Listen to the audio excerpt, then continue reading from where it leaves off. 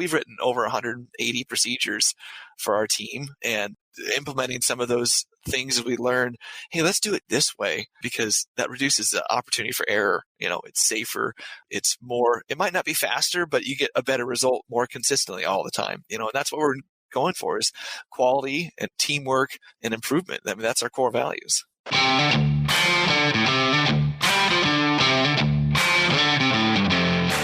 You work hard in your business. On the Profit by Design podcast, we ask the big question: what has your business done for you lately? Hi, I'm Dr. Sabrina Starling. I'm the business psychologist, the author of the 4-Week Vacation and the How to Hire the Best series, as well as the founder of Tap the Potential, where we coach entrepreneurs like you to design sustainably profitable businesses that give you more time for what matters most and more money in your bank account than ever. Because after all, we believe work supports life, not the other way around. Weekly on the Profit by Design podcast, we bring you tips, tools, and strategies from our own experiences and from the experiences of our guests, who are entrepreneurial thought leaders and real-life entrepreneurs, all to support you in making intentionally profitable and sustainable business decisions to live the lifestyle you desire. Profit Designers, the 4-Week Vacation, the entrepreneur's ultimate guide to taking your life back from your business, is now available. Go to 4weekvacation.com, grab a copy of the book, and be sure to follow the steps there to claim your bonuses. When you purchase the book, you are eligible to join me for my upcoming live training, the 4-Week Vacation Better Business, Better Life Jumpstart. Plus, and you'll also get an invitation to an exclusive VIP closed door training with me to identify the true profit potential within your business. Just follow the steps at 4weekvacation.com, and I hope that the 4-Week Vacation book inspires you for what's possible. It's time to take your life back from your business. Welcome to the Profit by Design podcast. I'm your host, Dr. Sabrina Starling, the business psychologist and the author of the 4-Week Vacation, as well as the How to Hire the Best series. And that's what we are here to talk about today. We are talking about great places to work. We are featuring Adam McKee and Contemporary Woods in our Tap the Potential Great Place to Work Spotlight. And I love featuring our clients in the Great Place to Work Spotlight Adam has been through our How to Hire the Best course, and he has been intentionally working on not just attracting A players to the business, but really becoming that employer of choice to attract the A players that he wants in his business. And in the Great Place to Work Spotlight, he's going to be sharing with us all the things that he's done, how he's worked on his own leadership, how he has done the simple things, taken the simple actions that really change the culture of the business for better, and tuned into who are the A players he wants to attract, and what is it that Contemporary Woods is doing to be that employer of choice for those A players. So that's where we're headed in our conversation today with Adam. And I want to share his bio with you, and then we will dive right in. So Adam has been a craftsman his whole life, enjoying from an early age working with his dad and grandfather wiring and building homes. He continued learning craftsmanship through fine woodworking in high school, residential carpentry in his associate's degree, and construction management in his bachelor's degree. A couple of years after finishing his bachelor's degree, an opportunity came to buy an existing business, Contemporary Woods, which specializes in custom furniture and woodworking. Fast forward almost 10 years later to see that Adam has learned a lot more about craftsmanship along the way, learning how to become a better leader, a better entrepreneur, a better father, and learning how to inspire others to celebrate craftsmanship. Adam's been married to his wife for 12 years. They have 2 boys, ages 8 and 3, and 2 dogs in his hometown of Lincoln, Nebraska. So, Adam, you have been on quite the entrepreneurial journey over the last 10 years, and I'm so excited that we get to share a bit of that with you here on the Profit by Design podcast. Yeah, thanks for having me. I'm excited to be here. Yeah, so let's just kind of go back to the beginning. When you purchased your business, what did you think it would be like? I would just build stuff and deliver to clients, and I would just make all this money, and it'd be great. That's how easy it is, right? Yeah, exactly. And so, I think so many of us come into entrepreneurship with this idea that we're just going to do the thing we love to do, and we'll get paid for it, and we'll be in charge of our time, and it'll all be wonderful. Yep. So what was the first year or two like for you? I almost, bankrupted us in 6 months. I mean, I got into $40,000 of debt because I wasn't focused on sales. My wife, she was 4 months pregnant when I said, hey, I'm going to quit my good state job and buy a company with no benefits and no insurance. And so it was a very rough first year, having our first son being born. So with those ups and downs came a lot of learning opportunities. I think early on, I wasn't as keen to learn. I just, wanted to do it harder and faster and have that mentality of, well, if I just, work harder, it'll happen for me, so. I'm curious. I think we all do that we think if we just work harder, somehow we're going to make things better, and it doesn't happen. I'm curious if you could think about it. What kind of employer were you back then? What might it have been like to be a team member back then in the business? I'm sure it wasn't that great, because back then I had the mentality of just telling people to work faster. That was my motivation. Come on, what are you doing? Stop standing around. Let's work as fast, as hard as I am. And definitely a lot of micromanagement. Oh, I better tell them what to do. Oh, what are they doing? Oh, what are they doing? Let me go check. Very, on point, very critical of other people, not aware of different personality types and different strengths and weaknesses. Not really, I had a vision in my head all along, but I had never conveyed any of that, where we were going, what we were doing, who we were trying to serve. We would take any client, and for the most part, I would let clients beat up on us or our team and not really stand up for our team members or our craft or our position, bending over backwards just to please everybody. I'm a people pleaser at heart. So there was no boundaries on that to begin with. So. Wow. So you were working your tail off, and you expected your team members to do the same, and you wanted to please the clients. As you describe that, I just can feel the pressure of what it was to be you, and your team members not having any idea of, you had a vision, but you didn't share it with them. They probably wouldn't have known. And then the other piece that I heard is you had no awareness of personality types and strengths and how that would play in. So I imagine as a team member, it probably felt like just go to work and work as hard and fast as you can, and then go home and be happy you're home for the end of the day. And what really stands out to me is what you described is almost like a complete opposite of what you're working on now in your leadership and what you're intentional about now in your leadership. So I want to get to that in a bit, but I really want to hear, what was the turning point for you where you decided, I need to learn? I read a great book called 2 Second Lean. I think my back had been pushed against the wall so hard that, I was starting to leave an imprint in the wall by that point in time.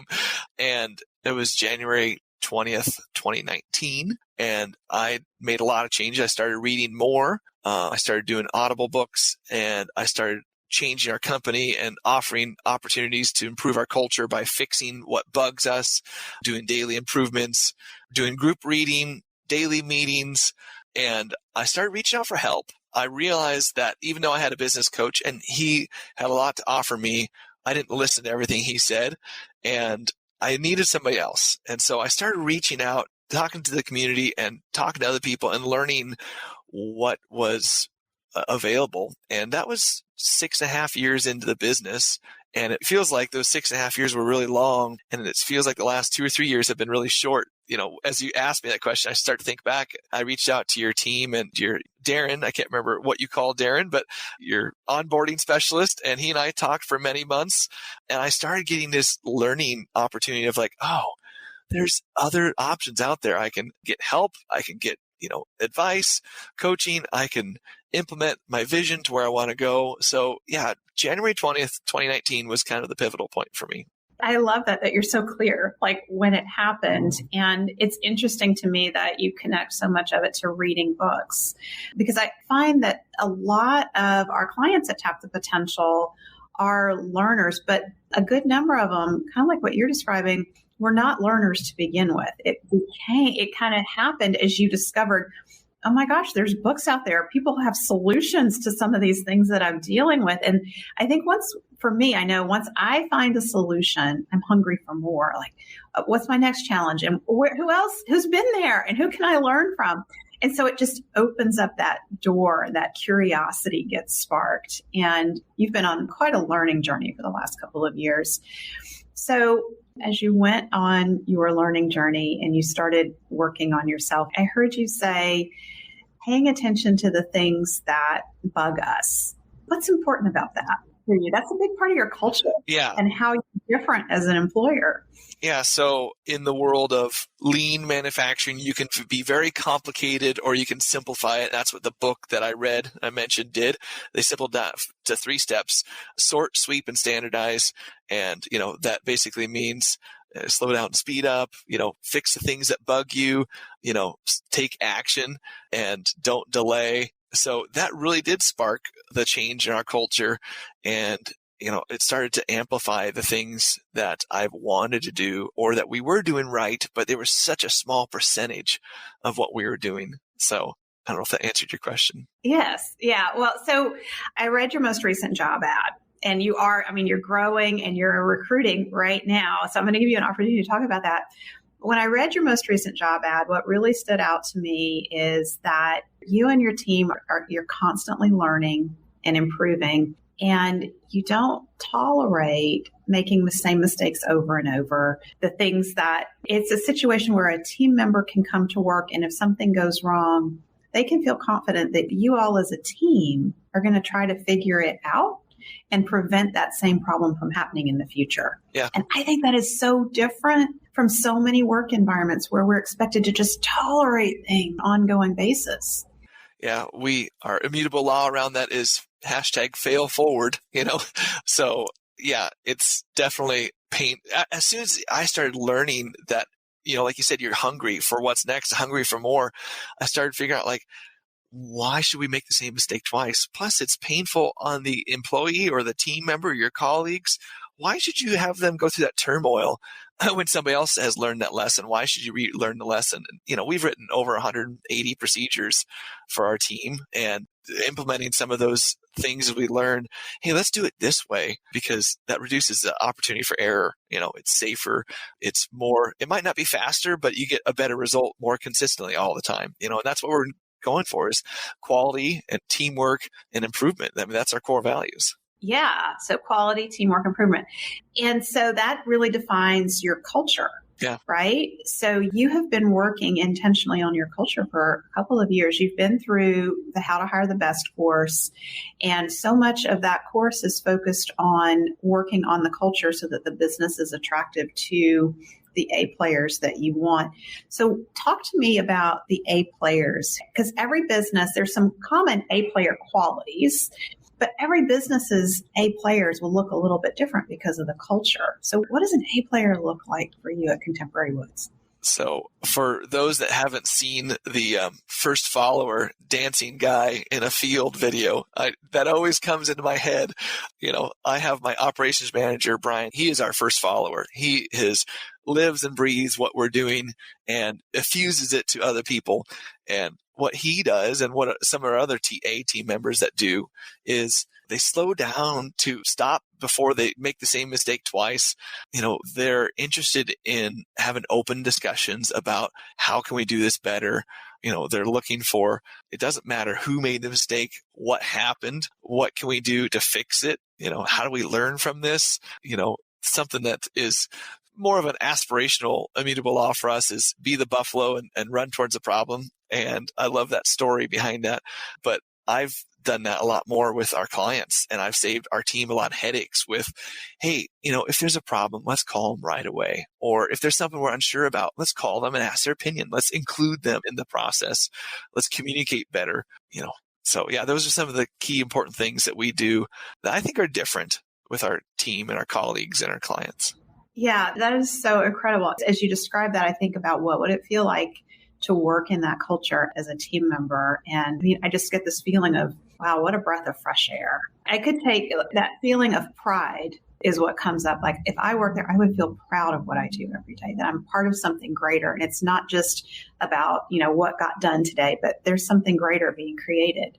Yeah. And, we still have a ways to go. We're not perfect by any means. I want to acknowledge that. But acknowledging that you want to improve, I think, is one of the biggest first steps to taking, that path and to better opportunities. Absolutely. And I think that's so important. The best leaders are the ones who are humble. When we recognize we make mistakes, and those are opportunities to improve. And so that, you want to know from your team members what their view is of things and how you can be better as a leader. That's very different than most employers. Most employers and just kind of think like it is the way it is. And if employees would just be better, everything would be better. But you really take ownership and you're looking at how can I be a better leader? Yeah, because I've pushed that rock up the hill.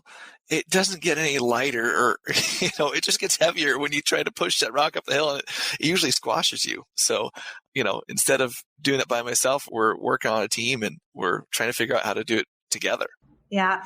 By the way, you mentioned the shirtless dancing guy video in the first follower, and that is a TED Talk by Derek Sivers, Derek Derek Sivers, Sivers. I'm not going to click on the link to post it here because I learned last time when I did that, it immediately starts playing. So, but for anyone who wants to find it, it's one of my favorite leadership videos, and it teaches so many lessons on leadership. And it's one of the videos that we show in our leadership bootcamp, which you've had team members go through leadership bootcamp at Tap the Potential. And what we're really teaching from that video when we share it with team members in Leadership Bootcamp is you can lead from any role in the business. Leading is role modeling for others how to be. And so you're really dedicated, Adam, to creating a team of role models and a team of leaders. And it's not about what your role is in the company necessarily. It's just, are you going to show up as a leader here today? Yeah, that's a good way of summarizing it, I suppose. I'm a man of many words, so I appreciate your quick synopsis. So what are some of the other simple things that you have done over the last 2 years that have really improved your culture? I loved discovering weekly one-on-ones. We did that, I think, February last year. So it's been about a year since we've been doing weekly one-on-ones. And getting feedback from our employees, we really hope to build a better sense of trust. We want to build an open environment where you can bring your problems to the table, and before they blow up to even a quarterly review, that's 3 or 4 months, a problem could be festering. So let's talk about it weekly, figure out how we can improve that. We're always asking on those rounding questions, what tools and equipment would help you be more successful, and what was more challenging than it needed to be, and what is your win and success from this week? What happened that really, made you elated to come to work, and, how can we improve what didn't go well? Yeah. When we survey the A players on our clients' teams, and we ask, what needs to be improved in the business or what are the challenges, one of the most frequently recurring responses is communication. And when I share that with business owners, a lot of times they'll say, well, we communicate all the time. We're in the same space. We see each other every day. We're talking all the time. And I think there's a big difference between that kind of communication and a focused one-to-one. And I'm curious, what would you say to a business owner about the difference? So it kind of reminds me of talk with my wife. We talk all the time, but do we have deep, meaningful conversations every day? Or is it, did you take out the trash? Kind of what's the analogy? Passing ships in the night. I think that can happen very easily during the workday. I mean, we spend almost more hours at work than we do any other place in the week. So it's very easy just to get in the humdrum. Well, I need this one question answered. And I don't really care what the other person thinks or feels. I really just care about getting my one task done so I can get that monkey off my back. That's a very hard thing to break, and it still creeps in for us. I think we still fight with I intended to do this, or I intended to say this, but my intentions were this, but we've read quite a few books as a team we've read. Just because your intentions are that way doesn't mean that that's what you said or that's what your actions, showed. So. Yes, that's such a good point. Okay, so you caught my attention there. You've read quite a few books as a team, so that's something that's different too. So how do you do that when you read books as a team? Well, we've tried a few different things. At first, we were reading just out loud around the table, and I think that really helped develop our habit. But as we reduced the size of our team because we figured out that we had C and D players on our team, we started figuring out, well, we're producing more, but we don't have as much time just to stand around for a half hour at a time and read out loud. So now we're reading assignments on our own, and we say, hey, let's read the next 10 pages in a week. And then we chat about what we've learned, and behind me, over my shoulder, are all the books that we've read as a team. Oh, that's so cool. Yeah. So as you've started reading books as a team, what do you notice is different? Definitely for our A players, there's a lot of recognition and remembering of key takeaways from books. Like, I'm a big fan of Patrick Lencioni. We have Ideal Team Player and The 5 Dysfunctions of a Team. Those were 2 early books we read. And quite often we're talking about people's humility or their hunger or their emotional intelligence, their smarts, so to speak. Yeah. And I don't know, it's probably been once every couple months we'll pull a book out easily and look at it and go, oh, well, I see that there's a false sense of trust here, and we're not going to be able to build our pyramid of, functional team together without fixing these issues. Yeah. The other thing that I heard you say is that you have changed your team since you've started focusing on hiring and your culture. So that's a shift that a lot of business owners go through when they start looking for A players. So describe a little bit about what that was like. So I'm a people pleaser. Obviously everybody wants to avoid conflict. So it's easier to keep that C or D employee on and, they kind of helped. I'll just ignore this and, I'll save it for the review at the end of the year, awful things like that. And I finally decided, hey, this is where I'm going.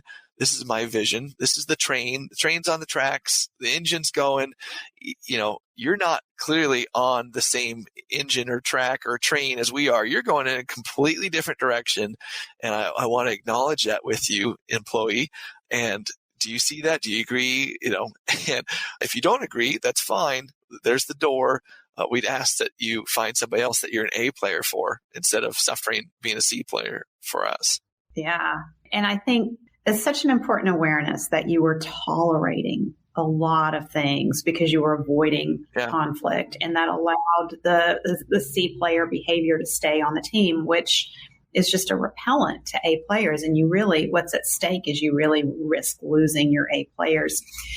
And you made a comment earlier in the conversation when you were talking about what you were like as a leader back then in the early days, 10 years ago. And one of the comments you said is, I didn't protect my team. No.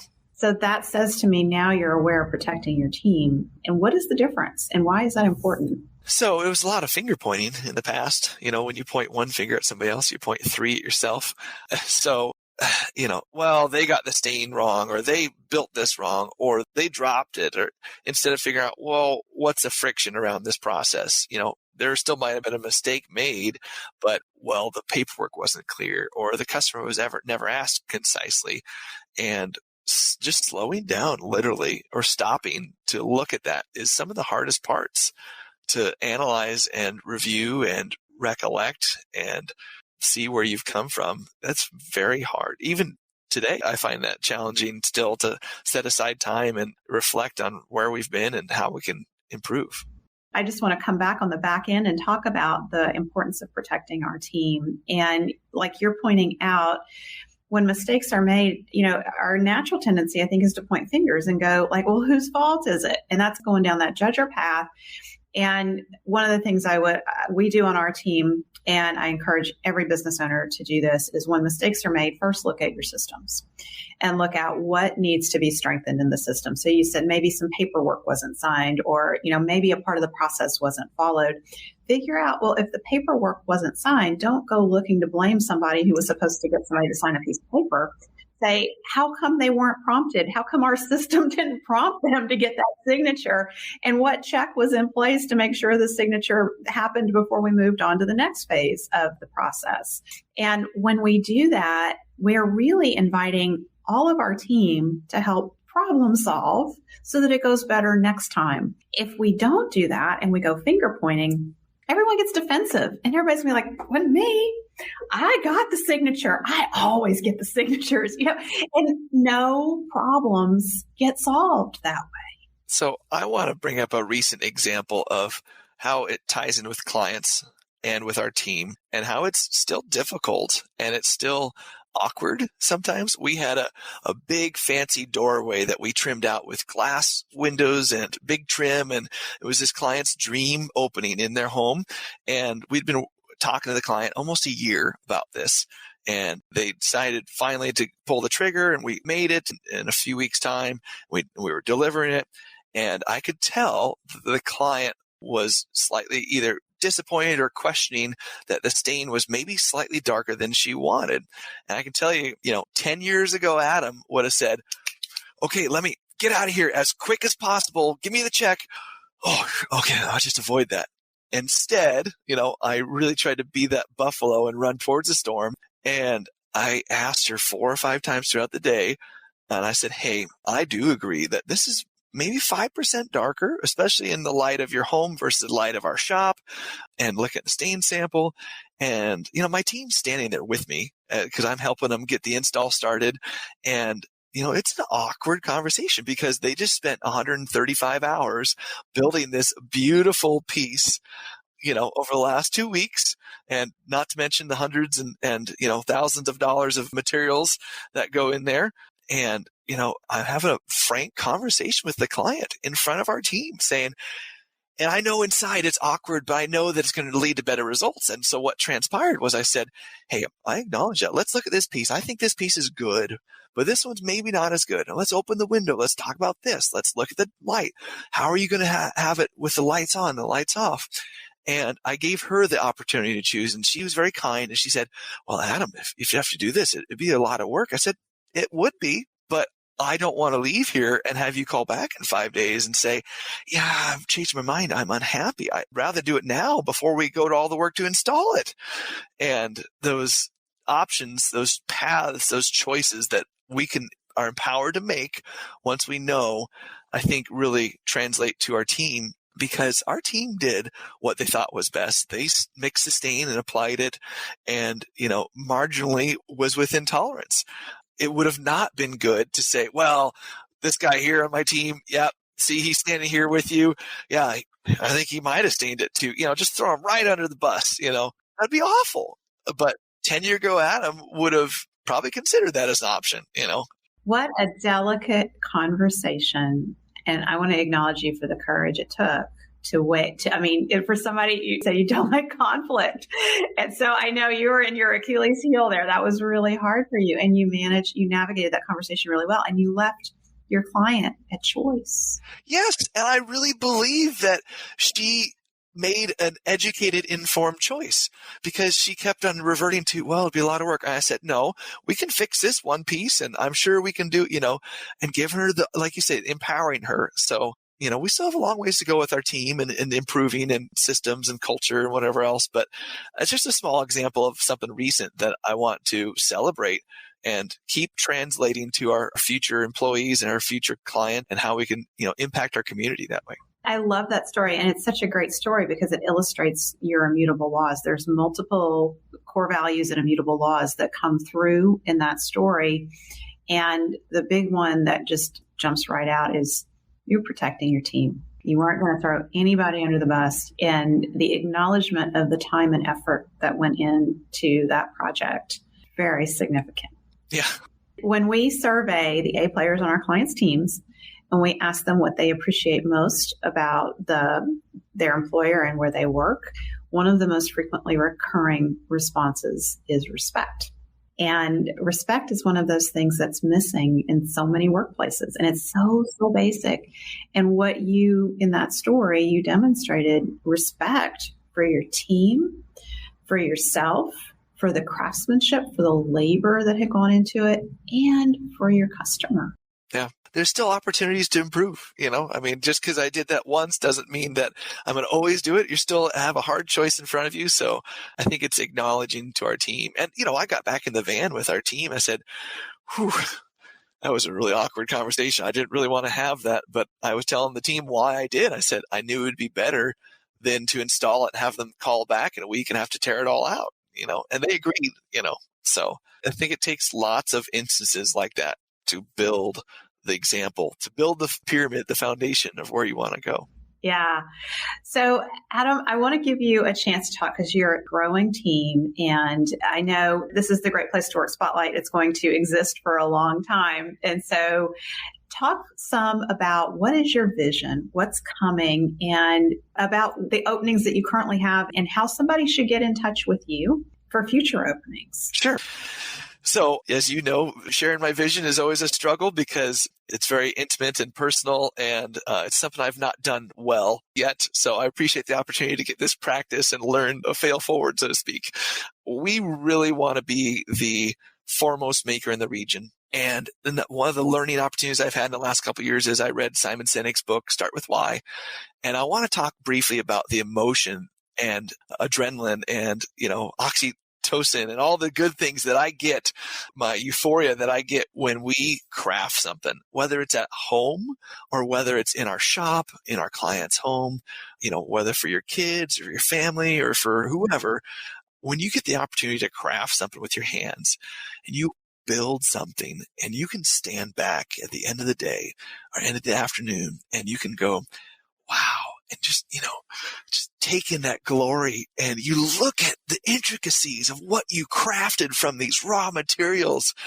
Just talking about it gets my blood flowing and goosebumps. I mean, to me, that is, celebrating craft.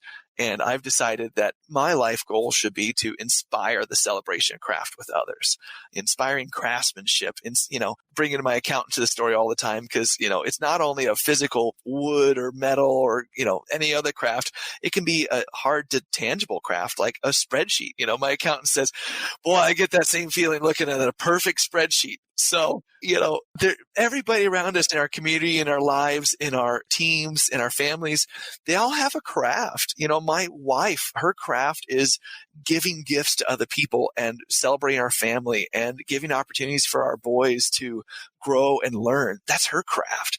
And so giving her those opportunities to celebrate that really just fills my bucket. And so that's my kind of long-term vision, is to somehow start inspiring craftsmanship in other ways of life. And if we build a desk for you and you can have better meetings with your clients and you can, develop the next big thing, big idea, that's us helping inspire the celebration of craft. We're helping others craft that. So through that, I want to, translate that into products, into our clients, into our teams, into our community, and into my family.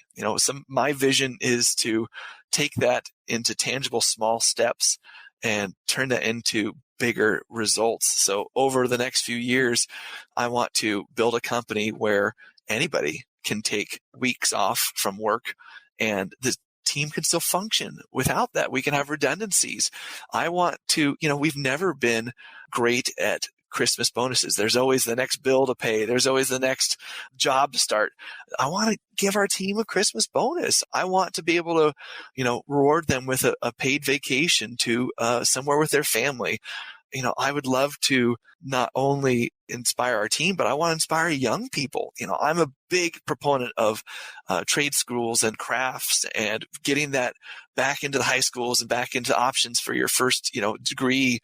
We've worked with students in summer transition programs and internships, and I want to continue developing that where we can get other students involved in the craft, involved in finding out, okay, maybe not woodworking, but I did get to work with my hands this summer, and I figured out that I really love metalworking, so I want to try that. Getting exposed to these opportunities, I want all that to stem from our company and, working with clients that will reward our team and help develop those opportunities for others. So I want to be the foremost craftsman in the region. That is such an inspiring vision. and your passion as you speak just comes right through. Like it's you sharing it directly from your heart.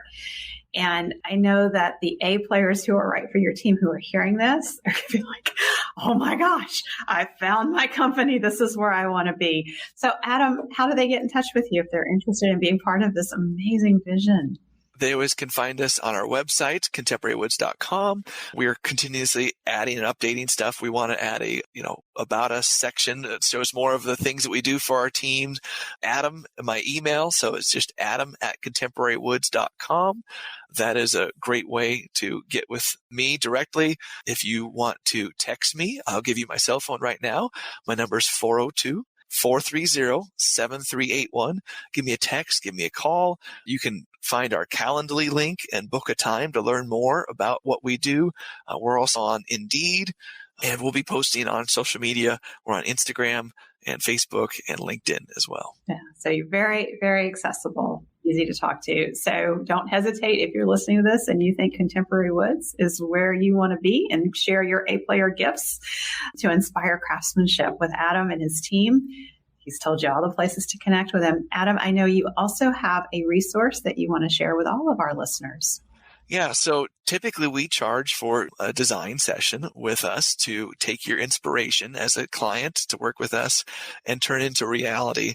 Since you were so gracious to have me on, I would like to offer a free half-hour session to anybody that is listening to this for a free design. So you can take your ideas to us, book a time on our website, on our calendar link, and book a session with me, and we'll spend at least a half hour working with you to develop your design into reality and take the first steps. That's so incredibly generous of you, Adam. And if you haven't checked out his website, the work that you all do is amazing. It's just beautiful work.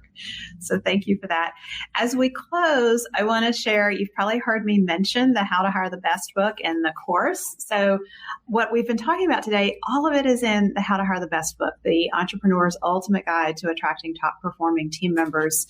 The importance, Adam's hit on so many important pieces of hiring the best, having that vision, having those one-to-ones, getting to know your team members, finding out what's important to them, and really doing everything you can to understand what the A players are looking for that you want to attract to your team, and building your company to attract those A players. I also want to mention that we have continuous enrollment for the How to Hire the Best course. We offer it every 6 to 12 weeks. And so if you want to join the course, you can go to tapthepotential.com/course. And you can learn, when you go to that page, you can learn what you can do with your business to become featured in Tap the Potential's Great Place to Work Spotlight, just like Adam has done here.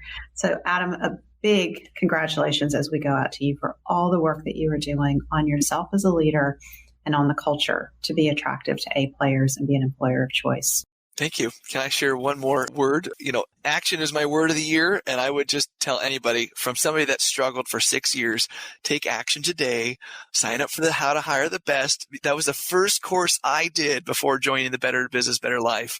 And it's so transformational. So I really appreciate you sharing that. And like I said, action is the word of the day. So. Awesome. Thank you for that, Adam. Thank you for all the inspiration that you've shared with us. Thank you so much. Thank you for spending time with us today. Join our conversation in the Entrepreneurs Take Your Life Back Facebook community at tapthepotential.com/group.